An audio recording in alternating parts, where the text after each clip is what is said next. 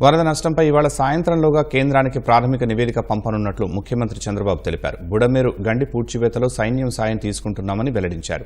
ఇళ్లు శుభ్రం చేసేందుకు ఇతర రాష్ట్రాల నుంచి అగ్నిమాపక యంత్రాలు తెప్పిస్తున్నామన్న ముఖ్యమంత్రి ఆన్లైన్ ద్వారా నిర్ణీత ధరలకే ఎలక్ట్రీషియన్, ప్లంబర్, మెకానిక్ల సేవలు అందుబాటులోకి తీసుకురానున్నట్లు చెప్పారు. నేటి నుంచి నిత్యావసరాలతో పాటే కుటుంబానికి 3 ప్యాకెట్ల నూడిల్స్, యాపిల్స్, పాలు పంపిణీ చేస్తున్నట్లు తెలిపారు. ముంపు ప్రభావిత ప్రాంతాల్లో సెప్టెంబర్ నెల విద్యుత్తు బిల్లుల వసూలు వాయిదా వేస్తున్నట్టు ప్రకటించారు.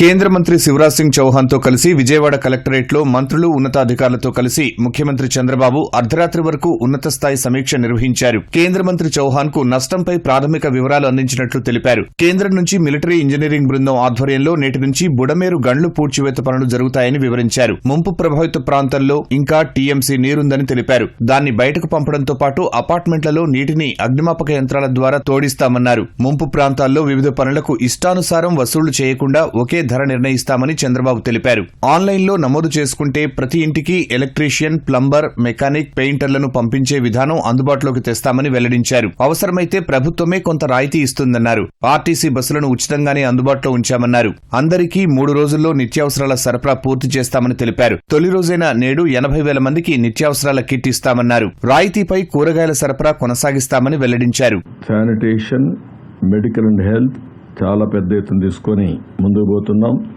అదే మరి కొన్ని అపార్ట్మెంట్స్లో కానీ కొన్ని దిక్కలు కానీ వాటర్ స్టాగ్నేషన్ ఉంది, బేస్మెంట్ ఏరియాలు అవన్నీ.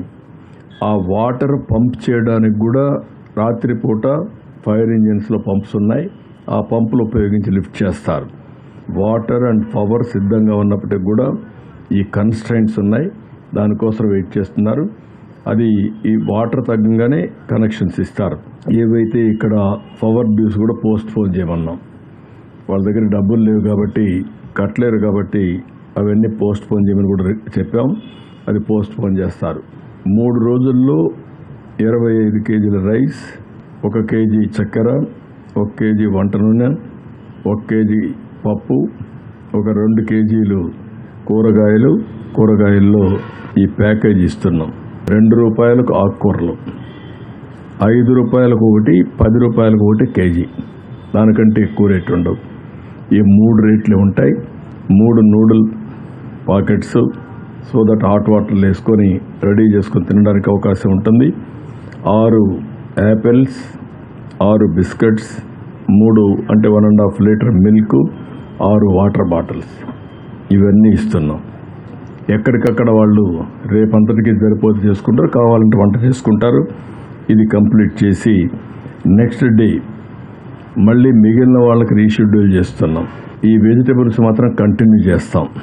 ప్రతి ఒక్కరి అవసరాలు ఏమున్నా అన్ని అవసరాలు తీర్చడానికి ఎంతవరకు మాకు శక్తి ఉంటే అన్ని విధాలు ఆలోచిస్తున్నాం. వరదల వల్ల వస్తువులు, పుస్తకాలు ఇలా వివిధ స్థాయిల్లో తీవ్ర నష్టం జరిగిందని చంద్రబాబు ఆవేదన వ్యక్తం చేశారు. తోపుడు బండ్లు, కిరాణా దుకాణాలు, ఇతర వ్యాపారులు నష్టపోయారని వాపోయారు. బాధితులకు ప్రభుత్వం అండగా ఉందనే నమ్మకం కల్పించడమే తన బాధ్యత అని స్పష్టం చేశారు. పునరుద్ధరణకు ఏం చేయాలనే విషయంపై కేంద్ర ఆర్థిక మంత్రి నిర్మలా సీతారామన్తో మాట్లాడినట్లు చెప్పారు. బుడమేరుపై 3 గండ్లను పూడ్చి ఉంటే ఈ రోజు విజయవాడకు ముంపు వచ్చేది కాదని చంద్రబాబు అభిప్రాయపడ్డారు. ఇది వైసీపీ నుంచి వచ్చిన వారసత్వ సమస్యని దుయ్యబట్టారు. 2019లో బుడమేరు పైన 5 పనులకు 57 కోట్లు మంజూరు చేశామని, వైసీపీ వచ్చాక వాటిని రద్దు చేసిందని మండిపడ్డారు. వైసీపీ ద్రోహులు నోటికొచ్చినట్లు మాట్లాడుతూ శవ రాజకీయాలు చేస్తున్నారని ధ్వజమెత్తారు. ఎక్కడ కూడా ఒక్క విషయంలో కూడా అజాగ్రత్త తీసుకోకుండా చాలా డీటెయిల్డ్గా ఇన్వెస్టిగేషన్ చేసుకుని చేస్తూ ఉంటే బాధ్యత లేకుండా, ఒక రాజకీయ పార్టీకి ఉండవలసిన లక్షణాలు లేకుండా బురజల్లే కార్యక్రమం చేయడం అది తప్పు. ఇప్పటికే ప్రజలు వీళ్ళ మీద ద్వేషించే పరిస్థితికి వచ్చారు, అసహించే పరిస్థితికి వచ్చారు. మీకు ఓటు వేయలేదని రాష్ట్రం మీద ద్వేషం పెంచుకోవడం మంచిది కాదు. రాష్ట్రంలో విధ్వంసం సృష్టించడం మంచిది కాదు. ఈ విషయం గుర్తుపెట్టుకోవాలి. ప్రజా జీవితాలతో ఆడుకోవద్దండి. మీరు చేసిన తప్పుడు పనుల వల్ల కొన్ని లక్షల మంది నాశనం అయిపోయారు. ఈరోజు ఇళ్లలోకి నీళ్ళొచ్చి సర్వస్వాన్ని కోల్పోయారు. ఏది ఏమైనా మా బాధ్యత, ఏం చేయాలో చేస్తాం, లాజికల్గా తీసుకెళ్తాం, లాస్ట్ వరకు ఫైట్ చేస్తాను.